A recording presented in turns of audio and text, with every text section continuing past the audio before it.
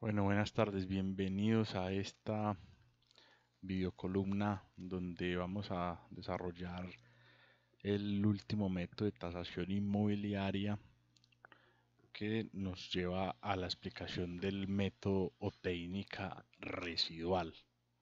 Recuerde que en este desarrollo temático hemos avanzado desde la técnica de comparación de mercado, posteriormente a la metodología del costo de reposición. Luego pasamos por el método de capitalización de ingresos o renta y cerramos el día de hoy con la aplicación de la técnica residual. Como es costumbre, pues básicamente el primer elemento que vamos a desarrollar es la definición de la técnica o de la metodología a partir de lo que nos introduce eh, la resolución 620 del 2008, que contiene todo el desarrollo normativo de la metodología para la tasación inmobiliaria en Colombia. Desde la resolución 620 se nos dice que esta es una metodología que busca establecer o estimar el valor comercial del inmueble, pero normalmente se enfoca para desarrollar el valor o estimar el valor del terreno a partir del modelamiento de un proyecto inmobiliario basado en el potencial urbanístico del inmueble, donde nosotros estimamos el monto total de las ventas de ese proyecto que modelamos, que sea acorde con la reglamentación urbanística, que tenga un enfoque de mercado de los productos modelados que finalmente sean vendibles y acordes con el proyecto que se ha modelado. Y que a esa estimación de las ventas de esos productos inmobiliarios, si pasamos a descontar los costos totales y la utilidad de ese proyecto constructivo, que ha de ser factible desde lo técnico, lo jurídico y lo comercial, pues nosotros vamos a tener finalmente como resultado la estimación de el terreno. Para tener en cuenta entonces en ese desarrollo de la metodología, se debe tener en cuenta que ese proyecto que se modela tiene que estar bajo el principio del mayor y mejor uso. Y el mayor y mejor uso, ¿cierto? Lo que nos debe a nosotros indicar es que aquello que se modela debe ser la perfecta o una buena combinación de las posibilidades legales, físicas, comerciales y normativas para el predio en específico. Es decir, que aquello que nosotros modelamos como un proyecto debe corresponder a lo que económicamente sea más rentable, que sea susceptible de ser construido dentro de las intensidades, la ocupación, las posibilidades legales y físicas, ¿cierto? Y que finalmente sea el que permita una mayor rentabilidad en condiciones de mercado. Diciéndolo de otra manera de un ejemplo, ¿cierto? Si nosotros estamos modelando para un predio que tiene una parte de retiro a un río, ¿cierto? Que efectivamente en primera medida descontamos todo lo que son cotas de inundación, ¿cierto? Y concretamos ya en una ocupación que pudiera ser de 5 o 10 pisos, pues muy difícil que nosotros podamos modelar en esas condiciones del inmueble descrito, por ejemplo, unos parqueaderos subterráneos. Eso, los costos de construcción en unas condiciones de ese inmueble, que de todas maneras, respetando los retiros normativos, está a una cercanía de un afluente como un río, pues eso, a eso es cuando nos La técnica nos llama, hombre, pues tiene que ser factible desde lo comercial, factible desde lo normativo, pero también tiene que haber factibilidad constructiva desde lo físico. Entonces el principio de mayor y mejor uso redunda en que lo que se modele o se proyecte debe reunir esas características. Igualmente, la modelación de los productos inmobiliarios tiene que haber una investigación previa, ¿cierto?, de mercado, aplicando el método comparativo, donde nosotros podamos investigar esas tipologías de productos, pues en el mercado, cuánto es el área promedio vendible, cuáles son las tipologías, ¿cierto? Todos los aspectos, porque como lo que yo estoy haciendo es una modelación, pues no puedo partir de simplemente lo normativo, también tengo que hacer una conciliación entre la factibilidad de la norma con la factibilidad comercial, ¿cierto? Pudiera ser la norma no me indique cuál debe ser ni el área mínima, ¿cierto?, de una unidad constructiva tipo apartamento, ¿cierto? Y yo modelo apartamentos de 150 metros y resulta que el mercado eso no lo está hoy recibiendo entre las factibilidades comerciales. Redundan hoy de pronto inmuebles de tipología desde los 48 hasta de pronto los 70, 75 metros.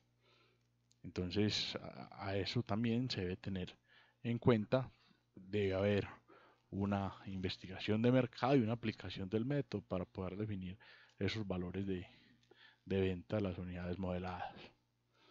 Lo segundo es que en el ítem de los costos que se deducen de esas ventas proyectadas, pues estamos hablando de costos totales, ¿cierto? Costos totales que asume ya el proyecto o el plan parcial en el caso de que estemos modelando la técnica residual para un predio en expansión urbana o un predio en el sector urbano que se requiera desarrollar a través de un plan parcial, pues los costos deben contemplar todo lo asociado al urbanismo, al desarrollo normativo, los costos de construcción, tanto directos, indirectos, financieros, de gerencia y todo lo relacionado con los volúmenes y las cantidades en función de lo que se proyecte.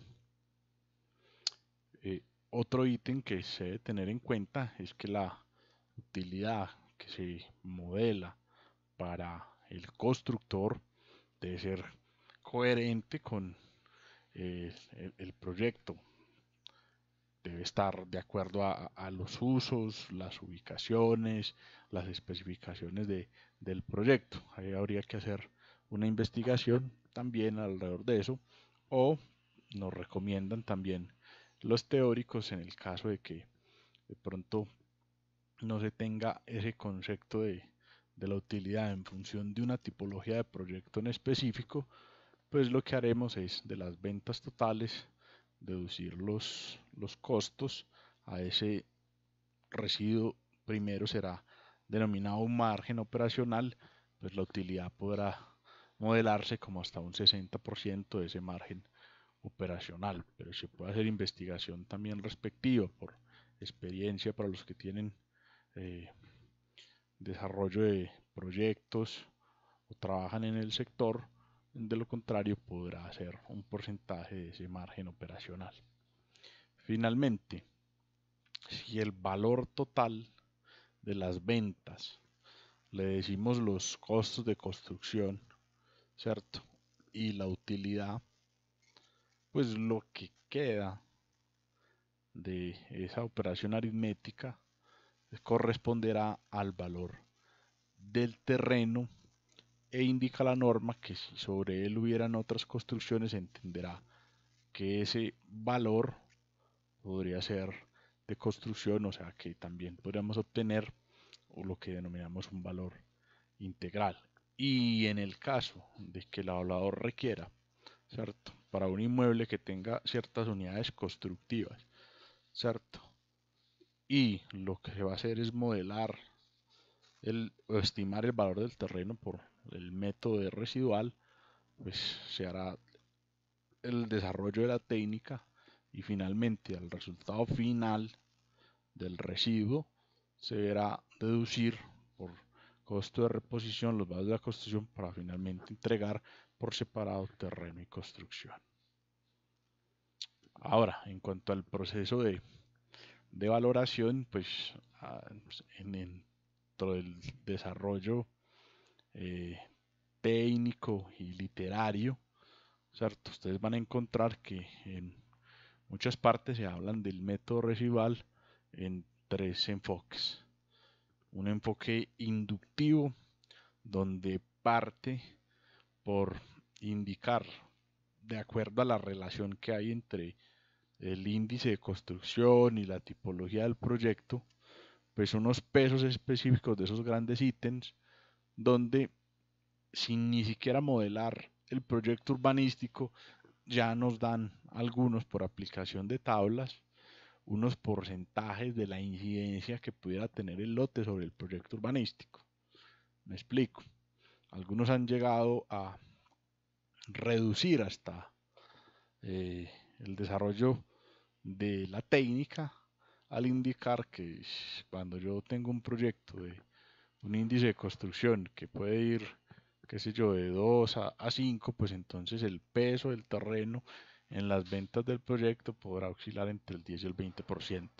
A eso le llaman técnica inductiva, pero esos hay que aclararlo, son ejercicios válidos para constructores en el momento de hacer factibilidades de proyecto, no necesariamente, y en mi caso particular es lo que debieran desarrollar los evaluadores, porque el ejercicio de la estimación del valor del terreno por el método residual requiere que el desarrollo del ejercicio sea de manera deductiva, es decir, que el valor del terreno se deduzca de la estimación de ventas menos los gastos y costos de construcción menos una ganancia razonable del constructor para que finalmente, ¿cierto?, de esa deducción obtengamos el valor asociado a la estimación comercial del inmueble. Otro elemento que podrán encontrar en el desarrollo normativo será algunos que modelan esta técnica deductiva en un horizonte de tiempo específico. Entonces a eso lo llamamos residual dinámico, porque lo que se modela ahí el proyecto es a través de un flujo de caja, ¿cierto? Eso ya es un ejercicio que requiere unos conocimientos financieros más profundos, pero no está de más mencionarlo acá, cosa que pasaba con el método de capitalización o rentas, que se les indicaba que podrá ser tan simple como ustedes lo quieran modelar el ejercicio, o tan complejo como ustedes quieran colocar elementos que den más objetividad, pero requieran más fortaleza en temáticas financieras. Haciendo un símil de la técnica de pronto con otros aspectos, pues este enfoque de residual está más orientado hacia lotes urbanos o lotes en expansión o lotes en corredores suburbanos, donde en realidad nosotros tengamos que el predio como tal tiene una factibilidad o una constructibilidad o un potencial de desarrollo mucho más amplio del que en el momento esté ejecutando, ¿cierto? Es decir, este método depende específicamente de la reglamentación urbanística, pero también del mercado.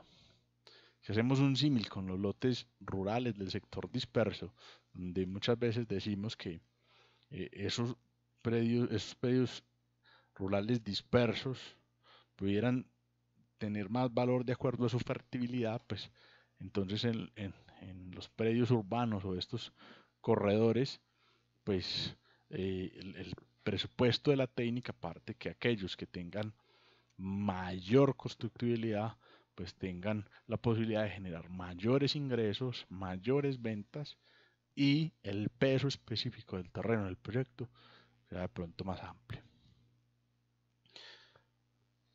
Ahora, también hay que tener una premisa muy clara, y es el inmueble con una norma muy favorable, pero sin mercado, difícilmente nosotros podamos orientar la estimación de ese valor por esta metodología, ¿cierto? Entonces, yo siempre lo que les digo es, ojalá pudieran hacer el ejercicio de, de contraste y nunca quedarse para la estimación específica de los valores del suelo con una sola técnica, sino aplicar mercado más otra, mercado más otra.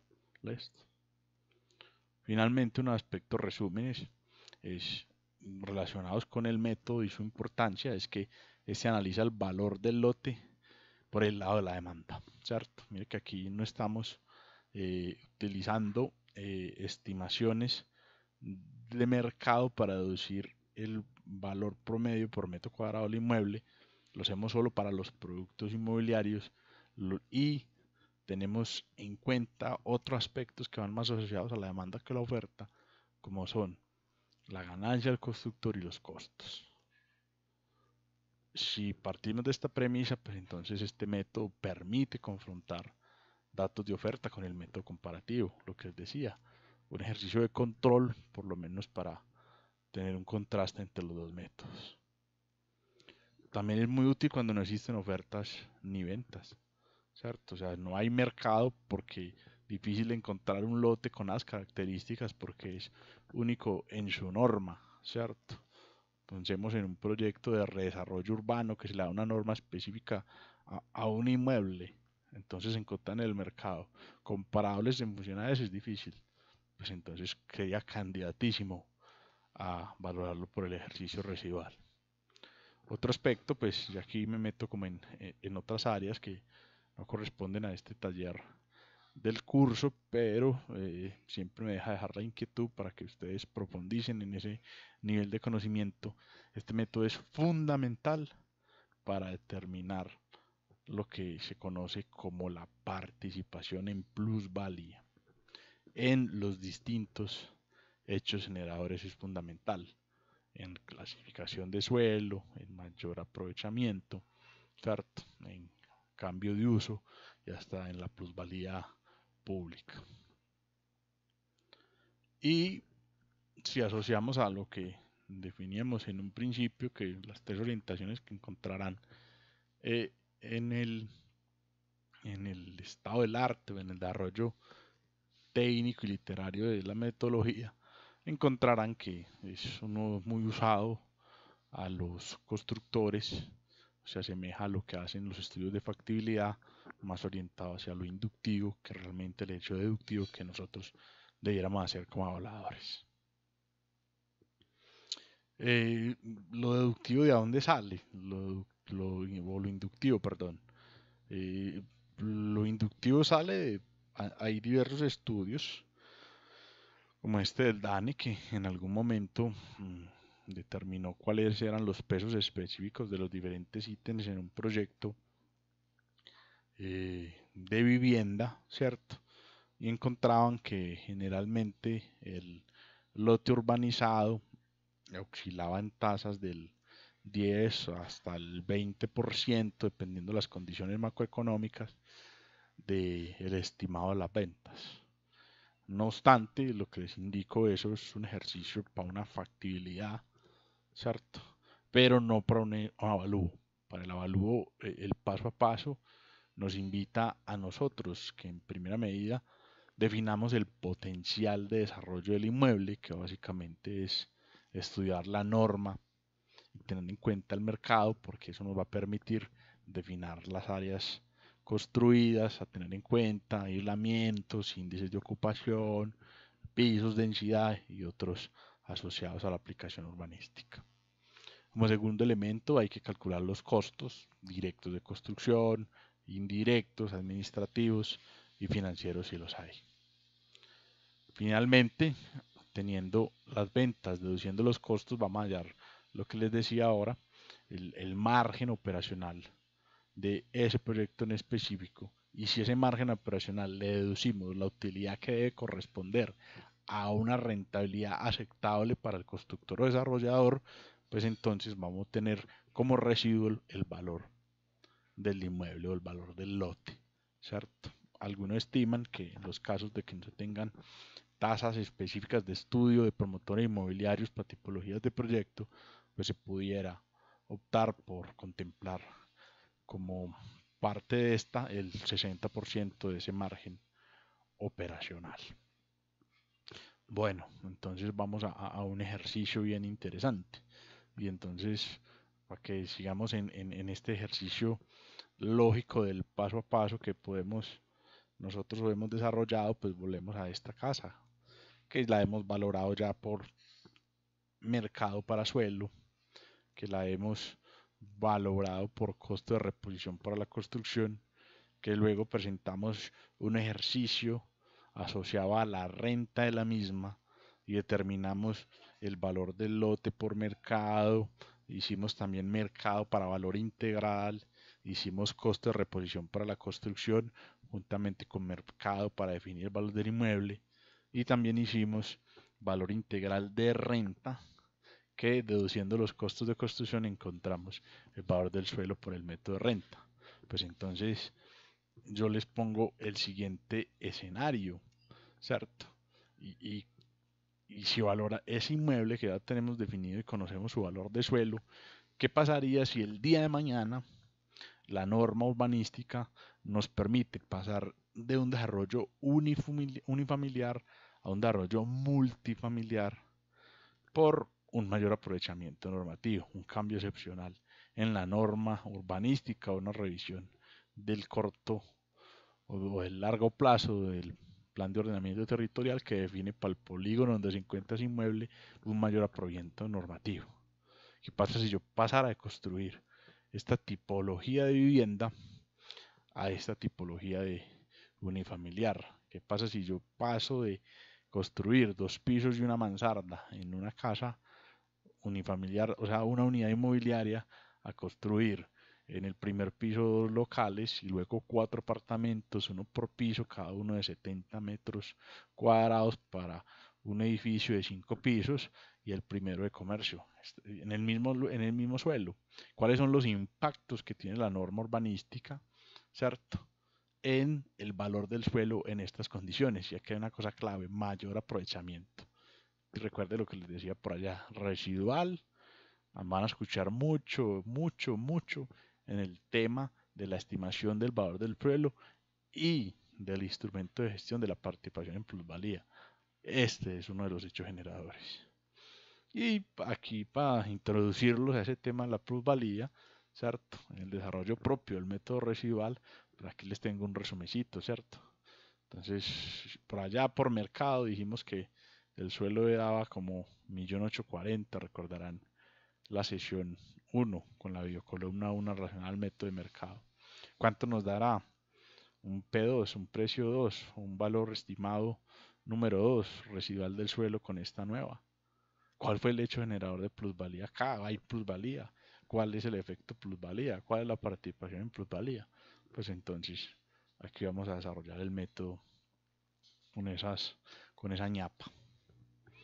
Bueno, entonces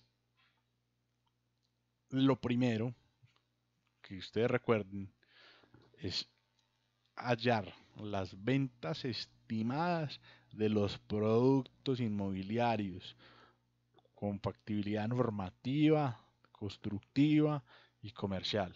Entonces vamos a desarrollar si esta es la posibilidad urbanística de este lote con la nueva norma, que permitan 2 locales de esta cabida y 4 apartamentos de esta cabida, pues entonces, ¿cómo se comporta el mercado para esos productos inmobiliarios?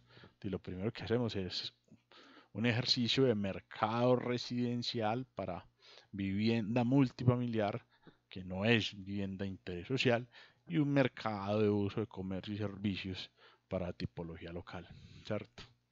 Entonces aquí tenemos, y ahí están los contrastes, tenemos aquí modelados apartamentos que van desde los 68 hasta los 85 metros, que son áreas comparables con el predio objeto de interés, y entre los parámetros de ese mercado encontramos que esos apartamentos de ese metraje en esa zonificación donde se encuentra el inmueble pudieran venderse a 2.562.000 por metro cuadrado, porque el estudio de mercado me da un promedio que, validado por las medidas de variación y asimetría, me dicen que puedo adoptar el valor medio.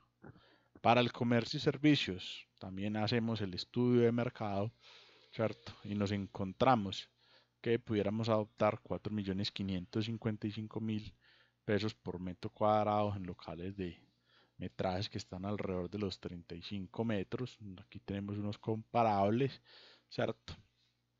Y ya tenemos entonces el mercado para los productos aplicados en función de la norma. Recuerde que las ventas se estiman de unidades modeladas por mercado. Entonces las unidades modeladas son 4 apartamentos, recuerden, 4 apartamentos y 2 locales. Ahora, en cuanto a los costos de construcción, ya tenemos el número de unidades a desarrollar y el valor en el mercado de esos tipología de unidades, pues luego es hacer el estudio de costos. Vamos a la tabla de costos de Elkin Ruiz, donde nos dice que un multifamiliar medio bajo, como puede ser de las características que tenemos en el proyecto modelado, pudiera estar en 1.652.248. Los locales que tienen básicamente la misma tipología constructiva, pero unos acabados más generales, pudieran ser el 75% de ese costo. Entonces ya tenemos las unidades, los valores por metro cuadrado en que se venderían esas unidades, ya tenemos el potencial de desarrollo y la estimación de ventas, la pudiéramos calcular, y también tenemos los cálculos de los costos. Otro aspecto importante, mire que si bien tenemos el área privada de las unidades a vender, en los costos también es muy importante tener en cuenta para el costeo todo lo que tiene que ver con accesos y circulaciones, que son alrededor de 30 metros cuadrados. Ahora entonces vamos al ejercicio residual, que lo tenemos ya resumido por acá. Entonces el proyecto, ¿de qué consta? Consta de 4 números de unidades vendibles de vivienda, que son en promedio de 70 metros cuadrados, 2 locales, que son de área promedio de 35 metros cuadrados, un área de circulación que es de 30 metros cuadrados, el área del lote es de 73.7 metros cuadrados. El primer ejercicio es determinar entonces los ingresos. Entonces recuerde que hicimos el estudio de mercado tanto para apartamentos como para el comercio, y donde encontramos estos valores o adoptamos estos valores por metros cuadrados. Si son 4 apartamentos de 70 metros, el área vendible de vivienda son 280 metros. Si son 2 locales de 35 metros, entonces el área vendible de comercios de 70 metros cuadrados.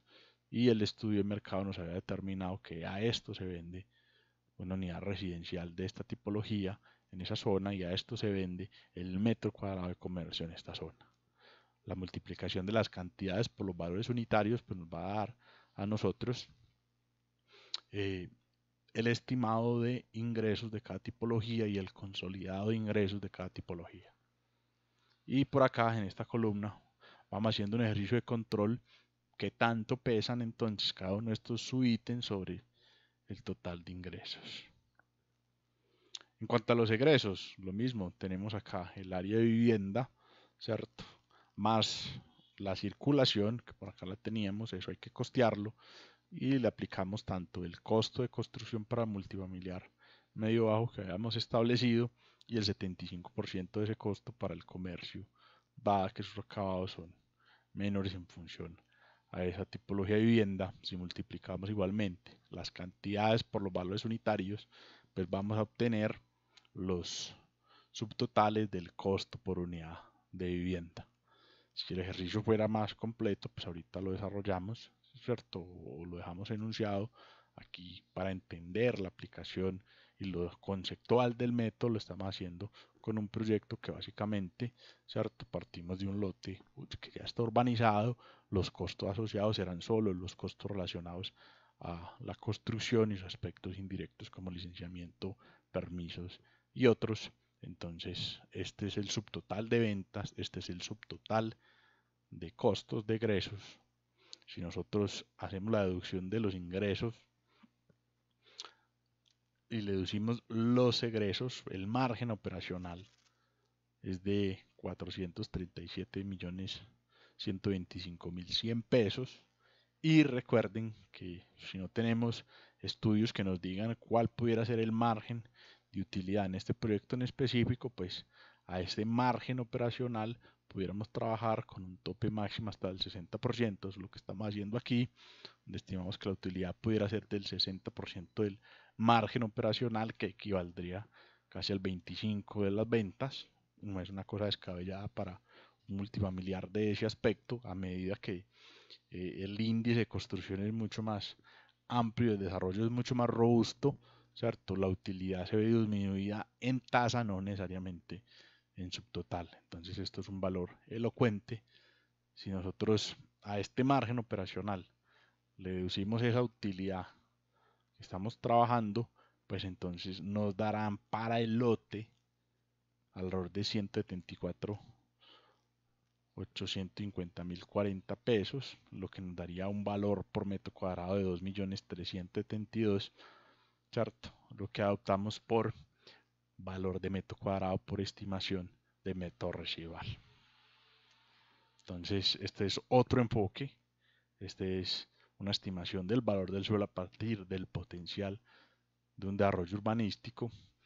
Y la ñapa que les decía, pues cómo aplicaría la plusvalía, ¿cierto? Y recuerden, si lo hicimos por mercado, cuando se podía desarrollar simplemente una casa de esas explicaciones de 2 pisos y mansarda, nos daba valor del suelo de cerca de 1.840.000.